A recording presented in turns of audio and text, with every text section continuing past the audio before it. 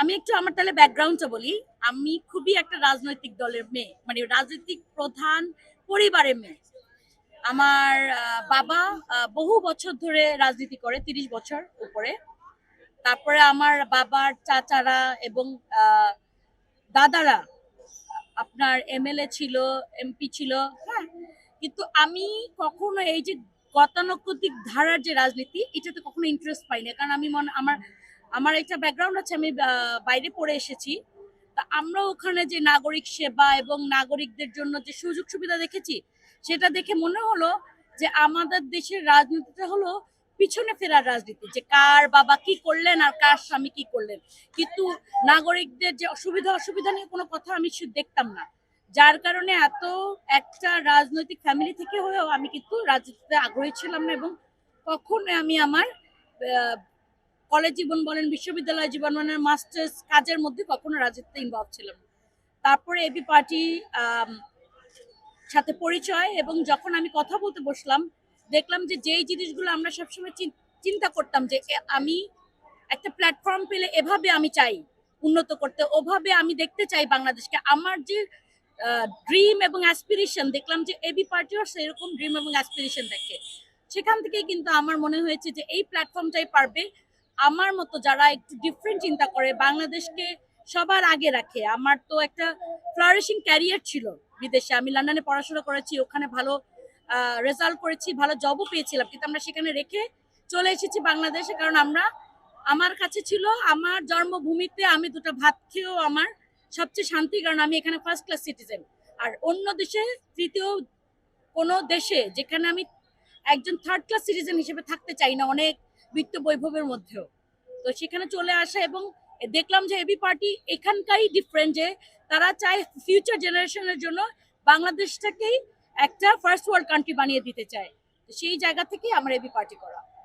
আপনি লুকাচ্ছেন একটা কথা, সেটা হচ্ছে যে আপনাদের রাজনৈতিক ফ্যামিলি, আপনি কোন দল করতেন বা আপনার ফ্যামিলি কোন দল করতেন, এটা কিন্তু আপনি বলেন। আমি কোনো দল করতাম না। রাজনৈতিক ফ্যামিলি বলতে বুঝিয়েছি আমার বাবা এখনো করেন, কোনো দল করতেন যে এখন যে ছেড়ে দিয়েছেন তা না।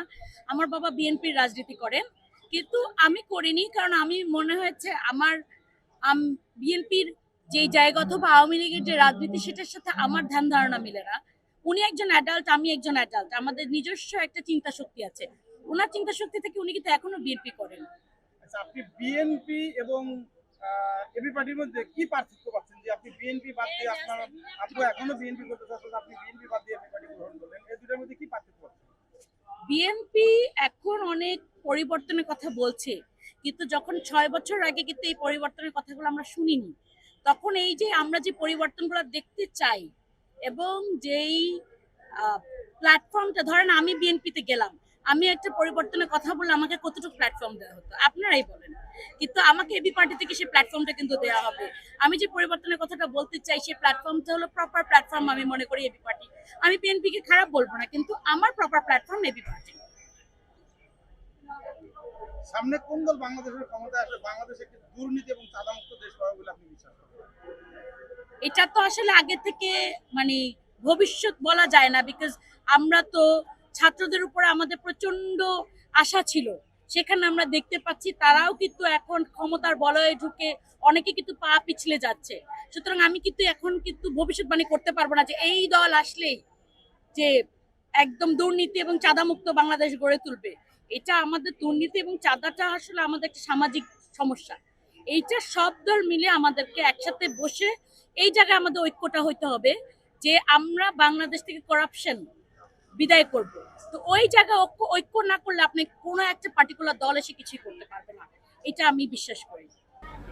এবি পার্টিতে আকৃষ্ট করার কারণ ছিল জুলাইয়ের আন্দোলন। আমি কিন্তু জুলাইয়ের আন্দোলনের পরে এবি পার্টিতে জয়েন করেছি।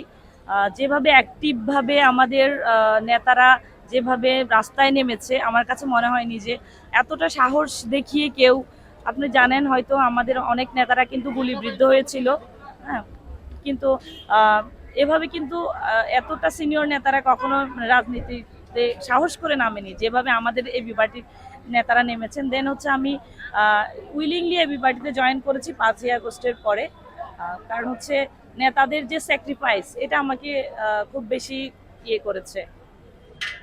আরেকটা জিনিস যেটা অনেকেই বলছে যে জি জি এবি পার্টি হচ্ছে জামাতের বি বি টিম আছে, এই বিষয়টা আপনাকে কিভাবে ভালো লাগে? অ্যাকচুয়ালি আমি ওইরকম কিছুই দেখিনি। আমরা সবাই মিলে আমরা সবার আগে আমাদের কাছে বাংলাদেশের মানুষ সবার আগে হচ্ছে আমরা নেতা নেত্রী কোনো কিছু না ইয়ে করে তৃণমূলের মানুষজনকে খুব বেশি ইয়ে মনে করি।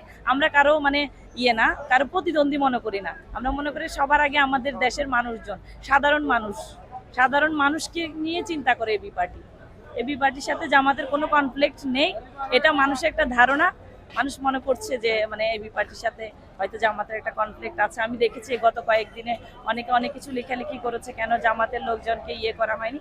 আসলে এটা আমাদের ভিতরে কোনো কিছুই নেই। আমরা কখনো সংঘর্ষতা রাজনীতিতে জড়াবো না ইনশাল্লাহ।